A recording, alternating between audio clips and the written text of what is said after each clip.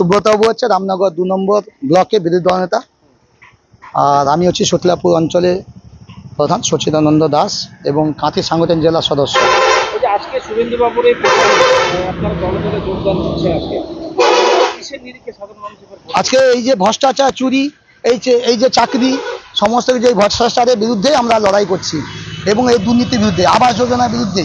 আমরা এই জব কার্ডের যে দুর্নীতি করেছে, এত পরিমাণে ভুয়া জব কার্ডের নাম ঢুকেছে, আপনারা দেখলে বিশ্বাস করবেন না।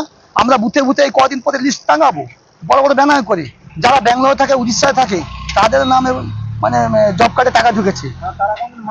মাঠও দেখেন, একটা ঝোলা কোদালও ধরেনি। এদের সব ভেতরে ঢোকানো হবে।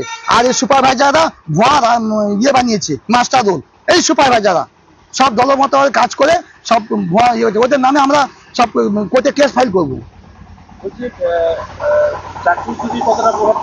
হ্যাঁ, চাকরি চুরি প্রভাব পড়বে।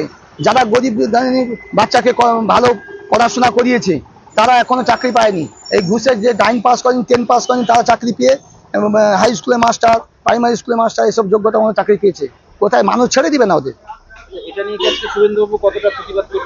আজকে প্রতিবাদ হবে, মূলে প্রতিবাদ হবে। আজ আর দেখুন না, আমার সতলাপুর অঞ্চলে প্রায় গাড়ি আসছে, এবার গাড়ি আসতেই থাকছে, প্রচুর পরিমাণে গাড়ি আসছে।